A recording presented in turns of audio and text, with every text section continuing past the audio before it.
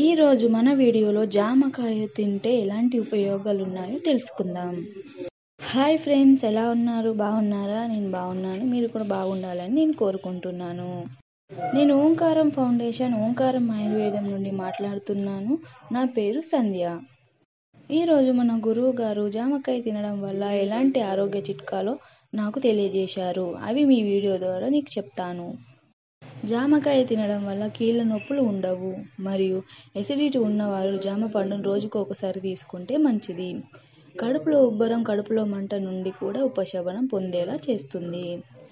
జామ ఆకులని నమలడం వల్ల ఎలాంటి నొప్పులు తగ్గడమే కాక ఆకలి కూడా పెరుగుతుంది.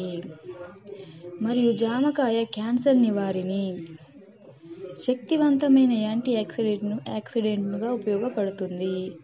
అన్నిటికన్నా ఎక్కువగా బరువు తగ్గాలి అనుకునేవారు ఒక జామకాయ తింటే చాలా మంచిది.